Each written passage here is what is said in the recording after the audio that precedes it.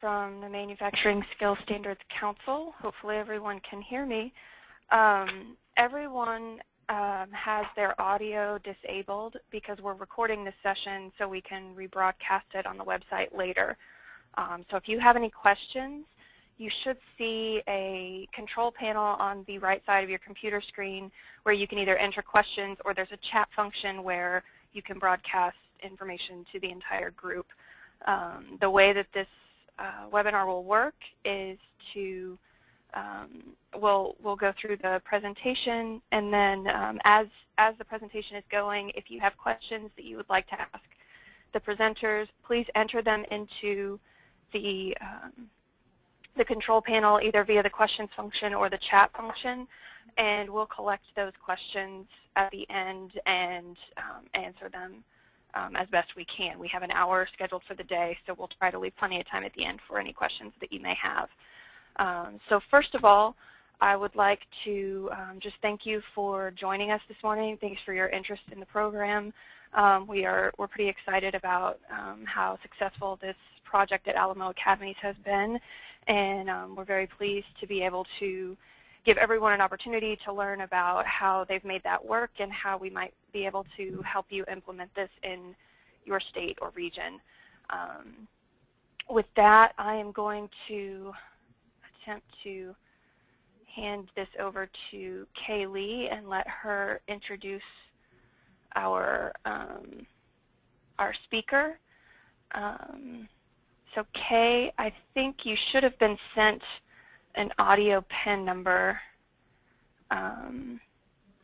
which you can enter in. So I'll give her just a minute to get started on that.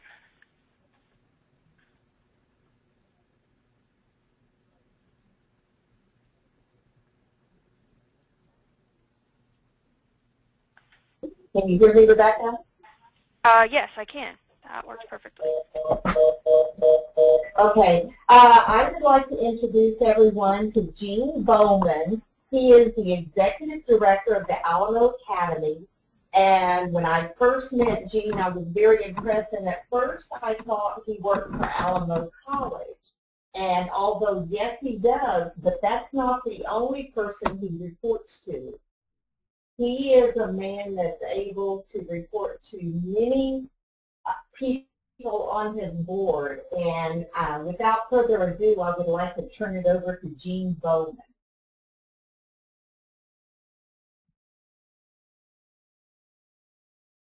Rebecca?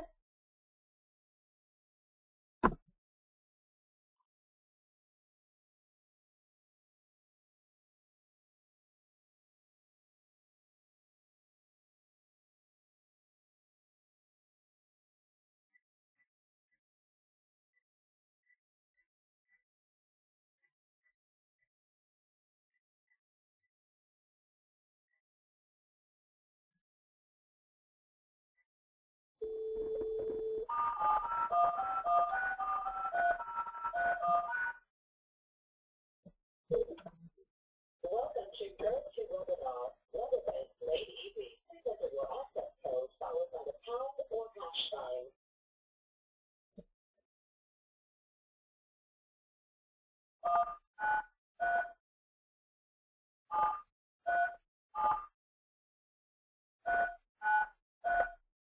Hello. Audio control. Please enter your audio PIN followed by the pound or hash sign.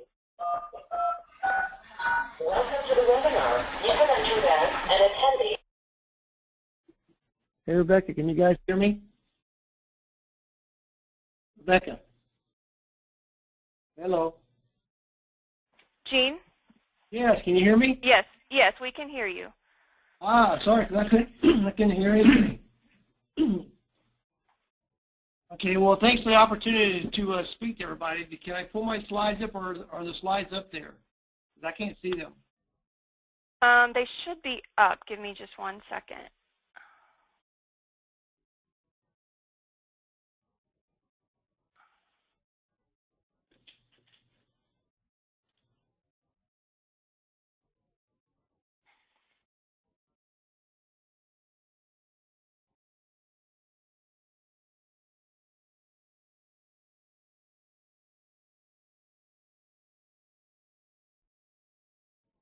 Okay. Yeah, there's not, yeah, there you go. Perfect. Thank you.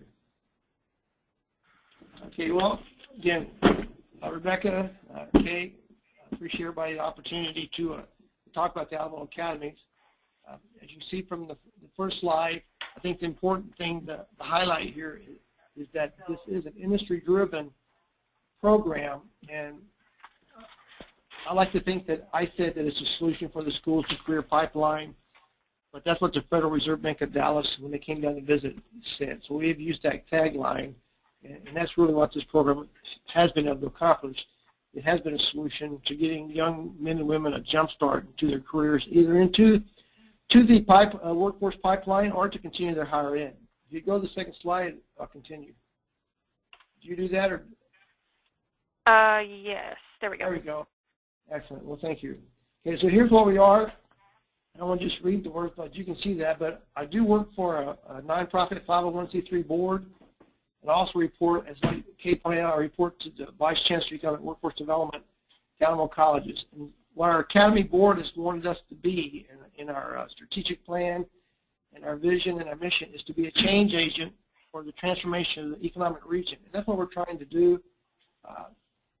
Because we're industry-driven, the critical component is a supply and demand solution. You're just not creating an academic program and hope there's be some takers, but there has to be a supply and demand. You need to have a pull program, not a push. We're pulling students into a pipeline that has been recognized. And it's also, we've been very fortunate to be nationally recognized. So next slide, please.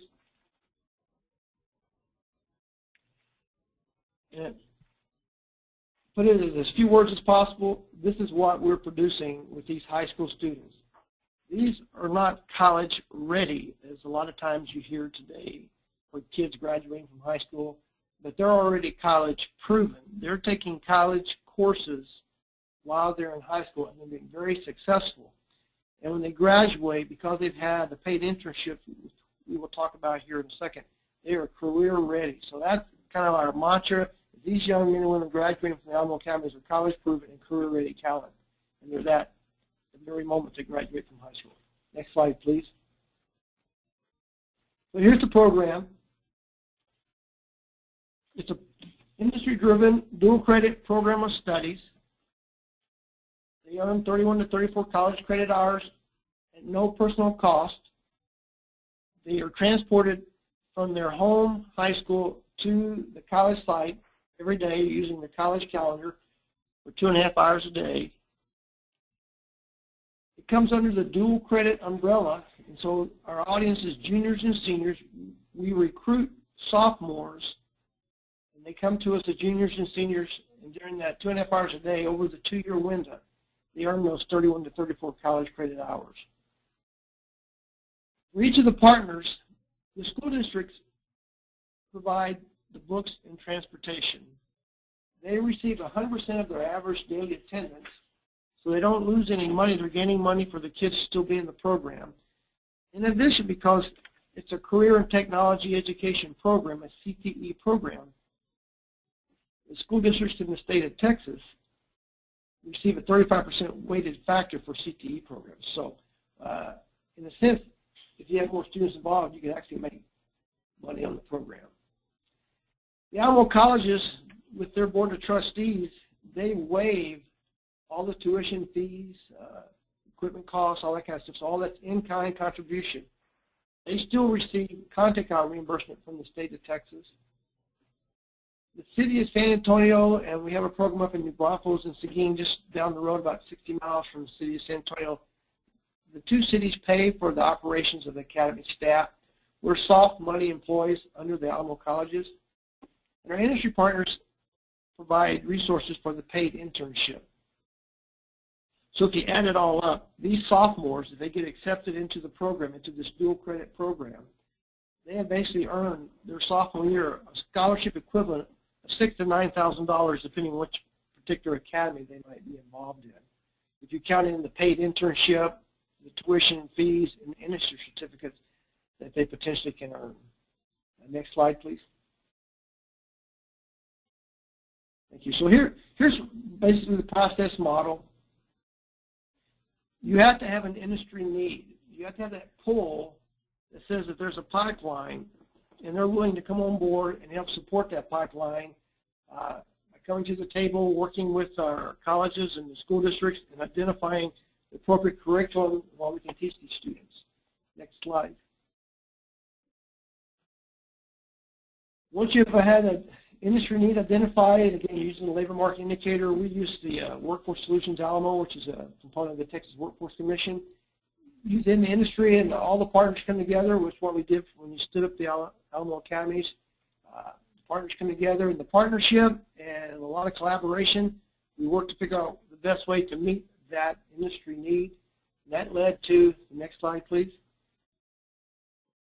That led to the Alamo Academies program with all the parts that was included into it. As you see right there, level 1 certificate, industry certificate, the paid summer internship, the industry-driven contextualized dual credit program of studies. All of that came together with all the partners working together to determine what they want to try to implement. And the results, next slide please. What we get today is these college-proven and career-ready talent, these graduates who are doing an extremely good job either continuing their higher education or they're going, like I said, directly into the workforce. Next slide. That's our recruitment numbers over the last 6 or 7 years. As you can see, it's been steadily increasing in this career and technology education program. Our capacity is limited to 235, and the reason it is limited is not based on just classroom capacity, but it's based on the number of internships that our industry partners say they are willing to support at the end of that junior year. When students come into the program for that junior, senior year, at the end of the junior year, however many students we have in this particular county, that's how many internships we need. So industry, again, being a pull situation, they let us know what our capacity can be every year. So next slide. Here's just a snapshot of some of our industry partners. We've been very fortunate to have some really good partners helping us provide the internships. Just briefly to highlight some of our board members that's on that slide: Toyota, Lockheed Martin, Boeing, Rackspace, CPS Energy, ITM. They're all board members of the Alamo Academies board. So it helps to have them not only providing the paid internships, but they're helping to guide and provide the policies and supporting the program. Next slide, please. Actually, one of our partners and internship partners and also board member is Toyota. And I'll let you read the quote from David Cross there. It's on the slide. But the bottom line is we are getting a junior into the program, and we're giving them 4 or 5 courses. We're having industry come and talk to them during the school year. The faculty at small classrooms, the faculty is encouraging them about what it's like to go work in industry. Our coordinators help provide that input. And then we send that young person out there to partner up and be mentored by industry, applying what they've been learning in the classroom. So we give them a high school junior, and what we get back in return, and it truly is what the secret ingredient to the program is that we get back a young, contributing adult team member because of what they've learned and been able to apply out there in the workforce. That is what made the program be, in my eyes, so successful, and also successful in the eyes of our industry partners. Next slide. And as we pointed out, that truly is the secret ingredient to this program. It's not only an internship, but it's a paid internship, because sometimes when you're talking to sophomores, somebody's 15 years old, and you're trying to get them involved into a applied STEM type program. Sometimes the only thing that might interest them is when you tell them they're going to get paid for a summer job between their junior and senior summer. And as far as I'm concerned, that's enough book for me. Whatever we need to do to get them into the program, because when they get connected to industry, they stay, they finish their program, they truly understand what rigor and relevance is and why they need to continue their high school and graduate. Because there's somebody who's been talking to them all summer long for 8 weeks, 40 hours a week, paying them money and telling them how much they need them in their workplace, how much they need to have a skilled employee, and they motivate them and encourage them to continue doing what they're doing. And that's where we achieve the success. Next slide, please. And here's some of the results that we've been able to achieve since 2001. The program stood up. 96% of our graduates continue post-secondary or continue into their career field that they've been doing their internship with. Over the last 3 years, as you can see, our students have done very well as far as receiving scholarships from outside the program. But the secret is that our industry partners, they're satisfied with this product and they're aggressively recruiting these graduates and committed to their continuing education development. That is what makes it successful. Really, all of our partners have some form of tuition reimbursement so these young men and women can continue their education and work and be paid at the same time. Next slide, please. Another snapshot of our graduates from each of the different programs. We have 4 programs in aerospace, information technology, advanced technology, manufacturing, and the health professions. You see the year they started in parentheses, and that's the year that particular industry came to the Academy board and they asked that they'd like to set up academies for their particular industry cluster.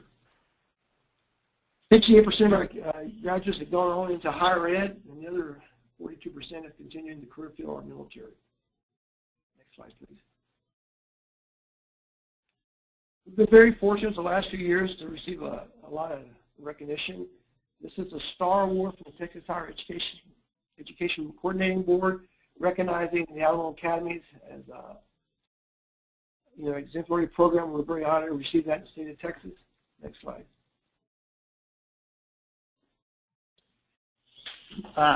In our IT program, we've had our students participate in an Air Force Association sponsored Cyber Patriot competition, which is a STEM program where our high school students are competing, trying to keep a business up and running while they're being attacked by the bad guys. And we've been able to compete in that the last 3 years when they provided it and opened it up to open division. It used to be for just junior ROTC programs. In the last 3 years, we've been able to send teams to the final competition. It's a tiered program where you compete, and you had to go through 4 different processes to competing from the local level up to regional, and then you get up to the finals. And they take 12 teams from the junior ROTC and 12 teams from the open division. And like I said, our teams have been able to go to the finals 3 years in a row. First year we competed, we took 3rd place. The second year last year, we won the national championship with these young men here in the picture. And this year we went to the finals again. We did place, but the excitement is still be able to send these kids to these competitions. And we were very honored that these young men and women here.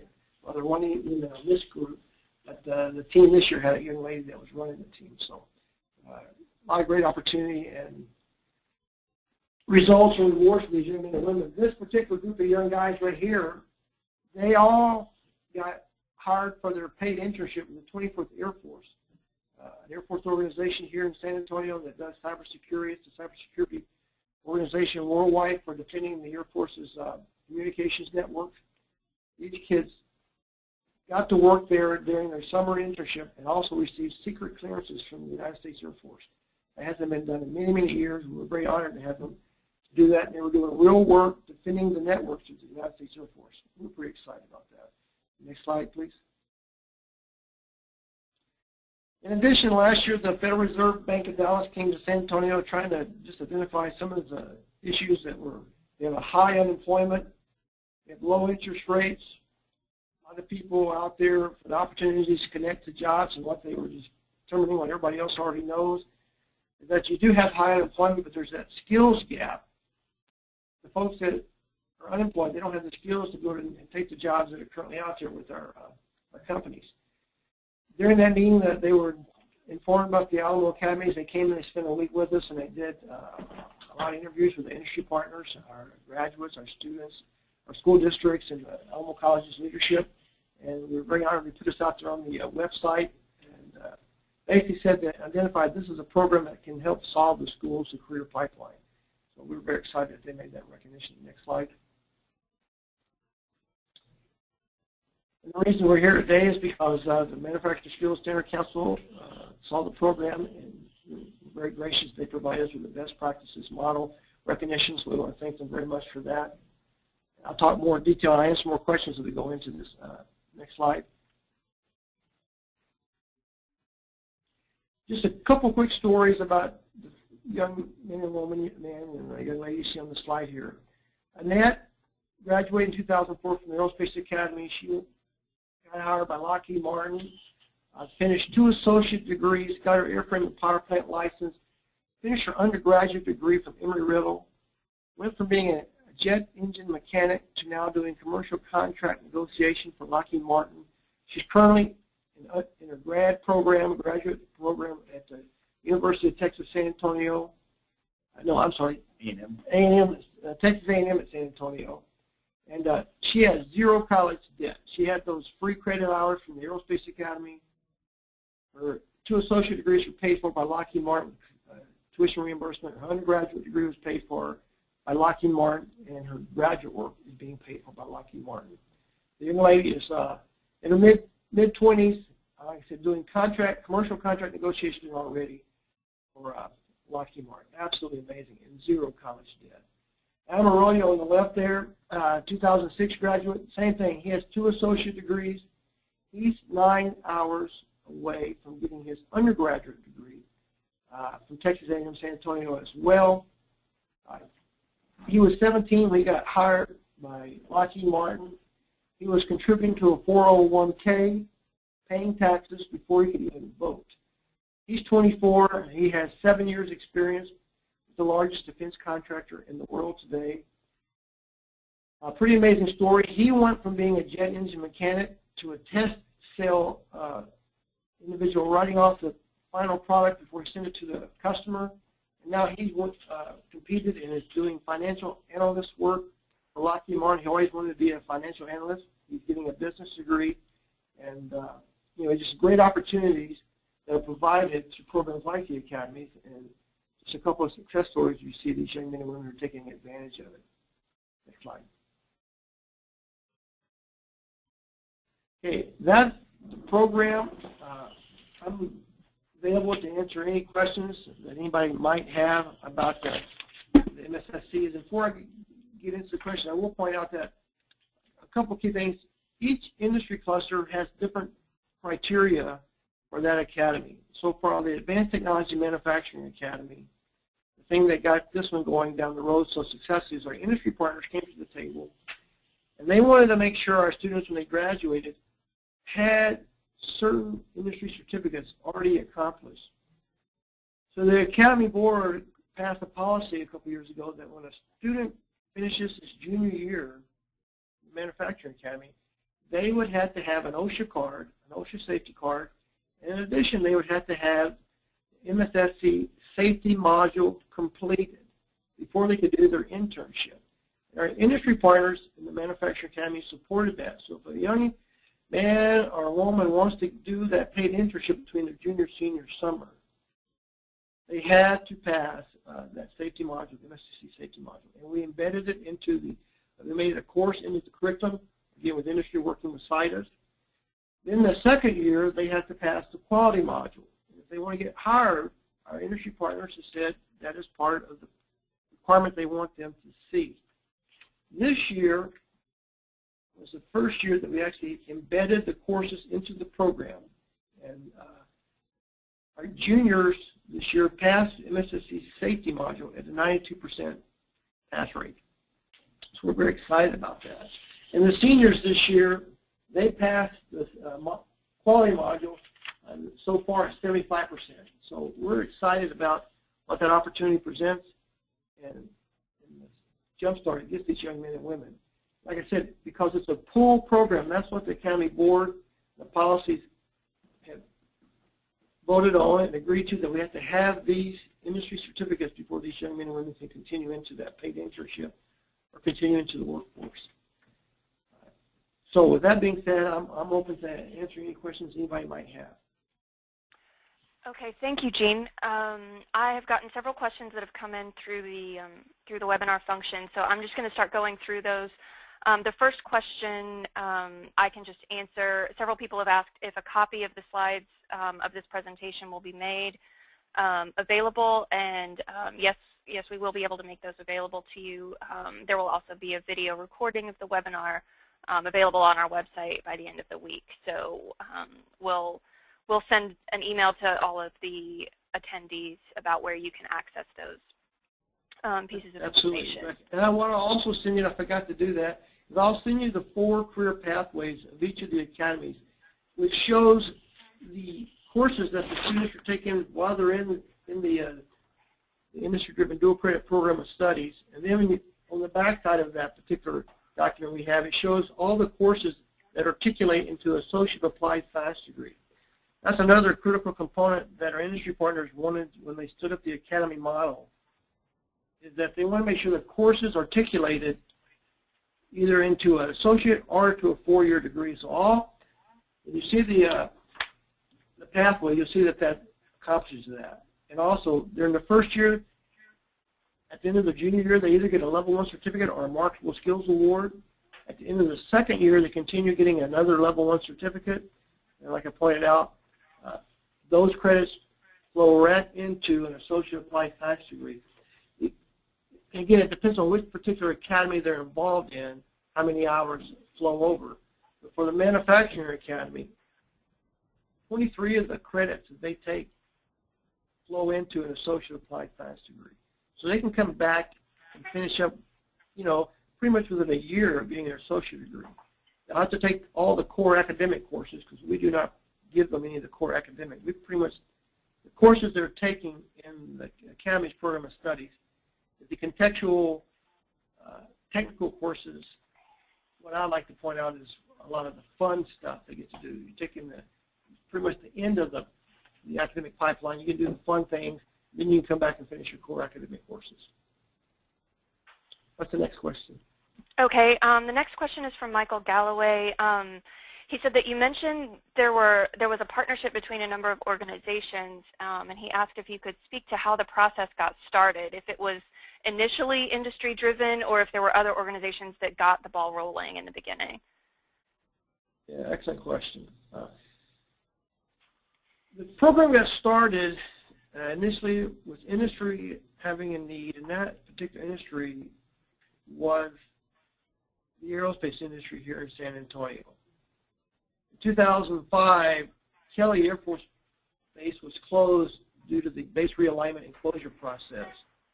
And that work, the maintenance repair operations, converted from government work to civilian work. And Lockheed Martin and Boeing and some of the other aerospace industry came in and they won the contract, took over that. Hired a workforce to come in and start doing the initial work.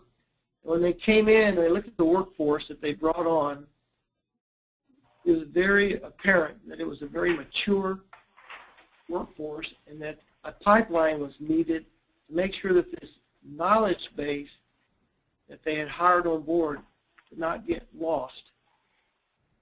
So what happened is an individual from Lockheed Martin recognized that need, came over to the Alamo colleges and talked to Dr. Zaragoza, Federico Zaragoza, who was the vice president of the Southwest campus at St. Philip's College at that time. Dr. Zaragoza today is the vice chancellor of economic and workforce development at the Alamo colleges. Joe and Dr. Zaragoza, Joe Wilson from Lockheed Martin, Dr. Zaragoza from the Alamo colleges, talked to the department chair, an individual named Rafael Persida. He was the department chair of the multimodal department at St. Philip's College, and he had the aerospace program. And they sat down together and they talked about it. Alamo colleges had a little program with the San Antonio Independent School District, which is an inner city school district. They had some students involved in a program over at the college campus. And those individuals sat down and talked about it, and they came up with the concept of the Alamo Academies, and they started to apply it and work through a few of the kinks. And by 1999, it had some solid structure. In 2001, all the partners, the city, the school districts, Alamo College, everybody codified it into a formal memorandum of agreement. They made it a 501c3, and then that stood it up, like I said, in 2001. But it was industry coming to the table saying, hey, we had this need. In 2002, the IT industry had been trying to do some same work, and they heard about what was being done with the Aerospace Academy. They came and talked to the Academy's board, and they stood up the Information Technology and Security Academy. Again, the industry coming to the table, working with the department chairs at the respective colleges to help develop the curriculum. In 2004, the San Antonio Manufacturers Association, they had been working programs kind of like this with the different school districts. They heard about the academies, again, came to the board, and in 2004 we stood up the Advanced Technology Manufacturing Academy. The same process continued in 2009 with the Health Professions Academy with the nursing. We have a nursing track. And the model can be used basically for any industry cluster. It depends on what your local community needs are. They can get together with a local community college, your school districts. The particular academy model is open to every school district in the city of San Antonio. That the Alamo colleges is in that service area for the Alamo colleges. It's open to public schools, private schools, charter schools, homeschool. We're a taxpayer-funded program, so it's open to everybody. The criteria is the student has to be dual credit qualified to be able to come and take college courses. He has to be assessed that he's college ready. He or she has to be college ready. And that's pretty much across any student want to take a dual credit course in the state of Texas. But the short answer, I gave you a long answer. The short answer is industry came to the table, said we had a need, and we worked together to develop that pipeline. Okay. I've gotten several questions from different individuals about how you dealt with liability issues of high school students and individuals under the age of 18 working in these manufacturing plants, since a lot of companies won't allow that. Can you address that? Yeah, I'll gladly address that. The child labor laws are very specific, and we've had a lot of lawyers look at this because we've had Toyota on board, Lockheed Martin, Boeing, other companies like that involved. So their lawyers looked at that, and the child labor laws are specifically centered like 5 items you cannot do. And some of those items are like dealing with shearing equipment that you can cut things, and driving forklifts. I think you can't work after 10 o'clock in the evening. I don't have it right off the top of my mind, but there's like 5 areas that you cannot do. Everything else you can do. So working on mills and lathes and drill presses and working with jet engines, all that kind of stuff, the students can do that. So yes, they are under 18, but the child labor laws are very specific on what you can and cannot do. All the students are either brought on as an employee of the company or they're brought on through a temp agency, whatever that particular company uses as far as bringing on employees. But all the students that are doing these paid internships, they have to meet the same criteria that our employers require. So they go through the normal HR process. That allows them to be covered under the workman's comp. In addition, nearly every one of our industry partners, I can't think of one that does not require it, has some form of drug screening. So our students know when we're recruiting them out there their sophomore years that they get accepted into the program, and they go do that paid internship between their junior, senior summer, they're going to have to accomplish a drug screening, and they have to do that through whatever that particular company requires. Some of them, they come out and they pull a piece of your hair. Some of them are a urine test. Whatever they have to do, that's what they have to accomplish. Now, that's on the employer's dime. They covered that expense. But that's how they meet, make sure they're meeting all their workforce requirements. But they do come under their workman's comp, and the child labor laws allow it. What we're not allowed to do is tell them, and what we don't do is tell them how much they should pay for the paid internship. But the law requires them to pay at least minimum wage. Now, we work a training plan. Our coordinators go out with each of our industry partners, and we develop a training plan, a couple pages. We identify a point of contact with the industry partner. We have a college professor or a department chair identified because they get a grade for this internship. The coordinator and the college faculty member will go out there, get the training plan set up so the industry partner knows what the students are going to be accomplishing when they show up at their workplace. They know what time they'll be coming to work. They know what equipment they need to be wearing as far as safety boots or anything like that. They know what to be getting paid. And then our coordinator and college professor go out there probably once every 2 weeks or so, more if needed, but usually about once every 2 weeks, and they'll talk to the student and just say, how's it going? They'll talk to the industry partner to see how it's going to make sure we get continuous feedback. And at the end of the 8-week, 40-hour week, there's a grade given, and there's results accomplished, and the survey as far as how this industry partner was pleased with or without the student. We make sure we get all the feedback, make any changes we need. But that's how that is accomplished. They're just following the rules that are out there today. And when Lockheed set this up back in 2001, they had to go through that process with their HR and their legal department. When Toyota came on board several years ago, their legal department met with Lockheed Martin, and they discussed this. The HR folks met with the appropriate HR folks. Normally when we bring a company on to be a new industry partner, that's how we do this. We connect them with another industry partner to let them know that this is kosher and everything that we're doing is copacetic. Next question. Okay. The next question is, when is the OSHA component completed, and is that the 10-hour general industry OSHA training? That is correct. It is the 10-hour part for the aerospace and the manufacturing. They all want the students coming out to have the OSHA card, and it is the 10-hour course, and it's completed in the first semester of the first year of the program, and it's embedded into the actual curriculum. So they receive that training, they take the test, and the Academy's pays for that, and then they receive that OSHA card. Okay. And then there's a question about how the MSSC CPT modules are incorporated. Are those modules each an academic course? And are the students, when they complete those modules, are they earning college credit for them? Yes. Yeah. I'm looking at the for the Manufacturing Academy program. We have embedded safety. Where's the safety?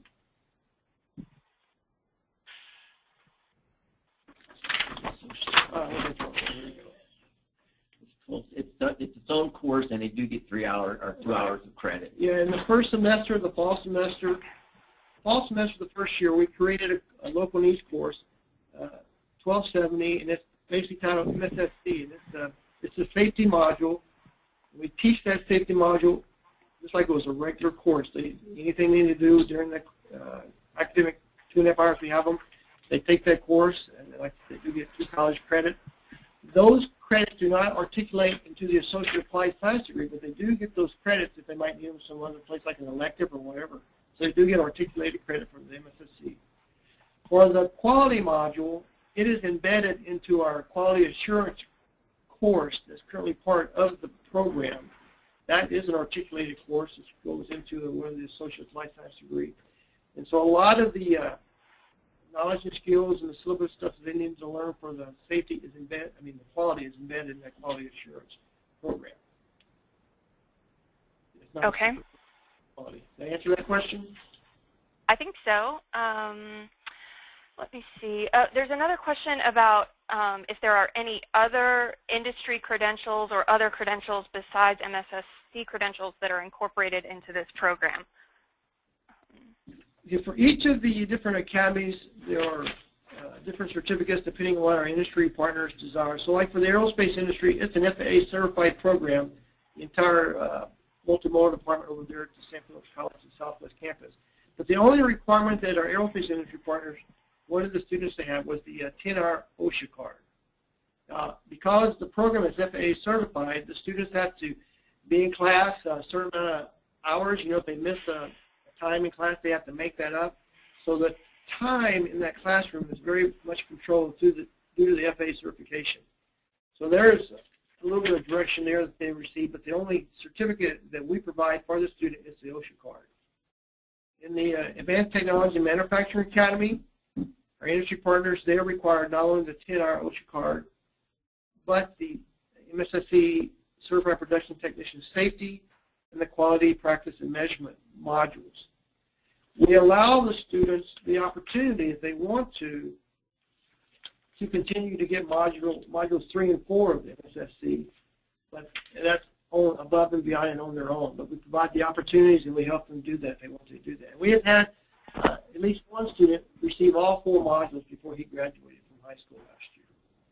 And then in the Information Technology and Security Academy, the students are prepared and have the opportunity to get an A+, a Net+, a Security Plus, certifications. And at the end of the 2 years, they could test for their Cisco Certified Network Associate certification if they so desire. So that's determined by our industry partners and our board members that come from the industry cluster. Next question. Okay. Okay. The next question is, how do smaller business partners get involved? Most of the list looked like large companies. It was asking if there are any smaller business partners, like under 50 employees. We do. We do have smaller companies that, in that list of over 100 partners, I would say, 75% of them are companies less than 50 employees. And what our industry partners do, like ITM was on that list there. ITM has 27 employees. Klaus Weisser was the board chair of the academies the last 3 years. He's the CEO and owner of ITM. There's Chisholm Company on there. They're like 15 employees. The small companies are very good working through the San Antonio Manufacturers Association or with our IT industries. They're able to help support the paid internship. Where the small company is at a little disadvantage is they can help with the paid internship to get the kid excited, motivated, encouraged. But every now and then they might hire one of those our graduates. Well, if they hire one of our graduates, we kind of lose that company for a few years because that pretty much fills up their pipeline. Some of the companies, like, say, for example, ITM, their average experience at that company is probably 17 years. They're least minimum employed. So ITM can bring on a student, get them excited, motivate them, mentor them, guide them, continue their pathway. Probably won't hire them. They're not going to have resources or the workload to hire them. But some of our larger companies have the resources to have a training pipeline to be able to develop and flow that student, that graduate, then across their workplace, like the Lockheeds and the Boeings or the Toyotas. The good thing is if they learn those skill sets, if they want to transition out to somewhere else, they have that skill set, they can do that. But the academy model is set up not as an employment program, but as providing these young men and women these skill sets to be able to jumpstart their career so they can do the paid internship. The paid internship is the mandatory part of the program. Industry has bought in to support that. What industry has agreed to is to provide preference for these graduates if they want to continue into the workplace. It's a great benefit for our large companies or our small companies because they have a chance to test drive this product before they buy it during that paid summer internship. So if the student does a really good job and they see a lot of potential, there's been great opportunities to bring that young individual on board as an employee. That is what they've been able to do if they want to do that. So yes, small companies have used this as a pipeline. The issue is their pipeline is just a lot smaller. So if they hire somebody, that person could be there for the next 5, 6, 7 years. We had an individual about 5 years ago in the Manufacturing Academy, hired one of our kids right out of the academy. He did the internship there. The individual's still working there. That was a good thing for the individual. It was a good thing for the company. But now they're small, they're full. It's taken away the internship opportunity. But, I mean, that just means we have to go find other industry partners, which we've been able to do, working alongside the San Antonio Manufacturers Association. If I don't answer those questions well enough, Rebecca, let me know so I can go into other detail if I need to. Okay, sure. I think one thing we will do is at the end, I think we'll take a couple more questions here, and then after the webinar, there have been a lot of questions come in that we're not going to have time to get to. So probably what we'll do is I'll work with Jean and Kay to get answers to those questions, and we'll provide those to you when we provide copies of the the recording of the webinar and the presentation. So if your question hasn't been addressed, don't worry, we'll get to it. You may just get the answer via email instead of on the call. But we will go ahead and take a couple more questions. One of the questions, Jean, is how do you recruit students for the program? Excellent question. Because of the partnership we have, school districts, the college, industry, and the local governors and with the city, what we are able to do is that we have coordinators for each of the academy. They work for the academy staff. And their responsibility is to go out and we call up our school districts and our high schools. We ask the high schools, can we come in and make a presentation 15 to 20 minutes to each of the sophomores in that high school. We normally like to go to a history, science, or a math class because all sophomores will be taking a history course or a math course as part of their pathways to graduate from high school. So what we ask is, can we come into the classroom, the coordinators will come in there and they'll stay in the classroom, make a presentation, here's this program, the free college credit, the pay summer internship, here's the 4 different academies if you're interested. Here's a one-page application. Now there's more than one page that's required, but what we try to do is connect to the student, connect to the counselor.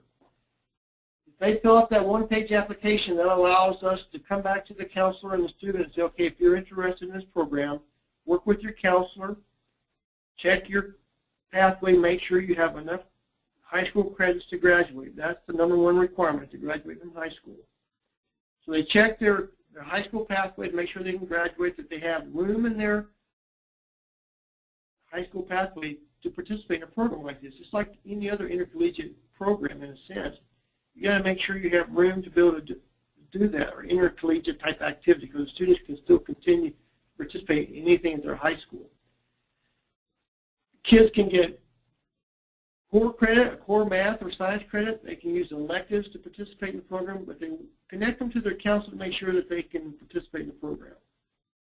Because it's dual credit, then we ask them to fill out the Applied Texas, which is a process they have to go through to participate in any dual credit program in the state of Texas. So they do the Applied Texas, that gives them an ID number, and then we ask them, because you have to be college assessed and pass certain criteria to be able to take dual credit courses, then we encourage them to take the Accuplacer, to come in and take these college level courses in the community college. So that's the process. We go and we talk to the students in the high school, and that's our initial objectives, to try to get the connection there and tell the story. In addition to going into the high schools, which is our best method to recruit, we participate in Parents' Night for the high school. Our school district will hold a Parents' Night, and we'll come and talk to an auditorium of students and parents many times. And this is what makes the program so unique, I think, is our industry partners will come with us to go into the high schools if we ask them. Say, well, high schools will let us come and talk to an auditorium environment or to a classroom. We'll get an industry partner or a graduate to come with us and help talk and tell the story. We do go to college fairs, career days, events like that. Those are not our most productive recruiting methods, but we really won't hardly turn anything down as long as it's an opportunity to put this story and this message in front of a student. But that's what we do. We go to the sophomores and try to recruit in the classroom. And our best result is when we have in that high school a champion, either it be a teacher or a counselor or a vice principal, whoever might be in that high school that sees the benefits of their high school students participating in programs like this. And we get them to encourage Johnny or Susie to sign up, to do the paperwork, take the Applied Texas, do the Accuplacer. And if they get all that accomplished, it's first come, first served. They're in the program. And so they work their high school pathway to make sure that they can get these courses as part of their pathway. They set up the bus routes and everything, and they come to the program. So that's how we recruit. Okay. And sort of related to that, there have been a couple of questions about when you're recruiting students, how you overcome kind of the stigma of manufacturing. You know, a lot of parents don't necessarily think of manufacturing as a first career choice for their children. How do you deal with that in the recruitment process? Excellent question. And that has been a barrier for years. when we first started. But I will tell you, I think we've overcome that barrier, because for the last 3 years we've had over 110 applicants return just to participate in the Manufacturing Academy. Matter of fact, last year we had more students in the Manufacturing Academy than we did in the Aerospace Academy. And the secret to that is, one, getting this story in front of the students by our coordinators and sharing with them that you can work for Toyota or ITM, and you go work for these great companies. It's no different than going working for Lockheed Martin or Boeing. You get your foot in the door of these really great companies who have great pay. You're learning these high technical skills, and you're going to get high technical pay to compensate for that. Not high technical pay, but you're going to get good pay to compensate for these technical skills. That's where the jobs are. And so continuously telling these students, their parents, and the high school counselors, these are great jobs with great pay and great benefits. And oh, by the way, these courses articulate to an Associate Applied Science degree. This is a STEM program in action. This is applied STEM, meeting all the requirements of a high-tech, high-skilled job that's out there, which gives you great career opportunities. These are not just jobs. These are great careers.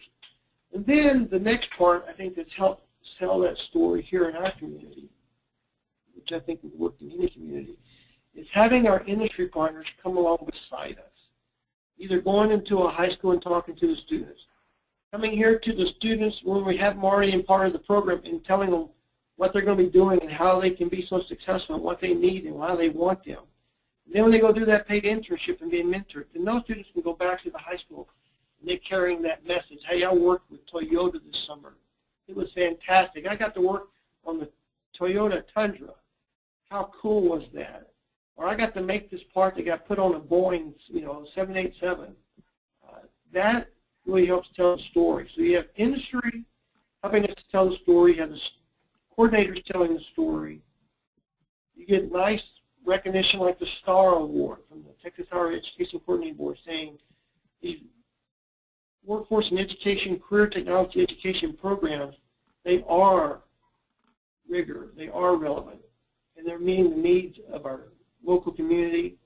Great jobs, great taxpayers, great benefits. That's what's making it successful and helping to overcome the stigma. But I think having industry there, telling these students that we need them and that we want them, is what helped us get the large numbers of applications we've been receiving and the large number of students coming into the program.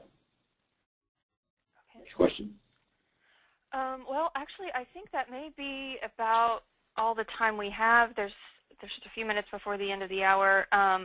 Again, everyone who submitted questions, I know we didn't get to all of them, but we will, Jean and Kay and I will go over those and try to respond to as many of those as we can. Some of them were pretty technical, so I think they would be easier answered after the webinar anyway. So having said that, do you only have an hour time versus or something? I mean, I can talk a few more minutes. Yes, we only have an hour today because of some other meetings coming up right after this. So, so again, Jean, thank you very much for taking the time to go over this program. MSSC is really proud of the way that this has worked out there, and really pleased to be a partner with Alamo Academies in this project. It seems to be one of the most successful that we've seen. So thank you very much for taking the time. Thanks to all of the attendees. And again, look for an email from me at toward the mid to end of the week with follow-up information. If there are any questions that anybody has that you didn't ask, feel free to email me, and we will work that out. And we'll gladly answer those and get them to you. Yeah. So thanks again, everyone. We will probably be doing a series of these best practices webinars with various partners that we have across the country. And we thank you for attending, and we look forward to seeing you again the next time. Okay, thanks. Thanks, Raya. Thanks, Kate. Thank you. Okay,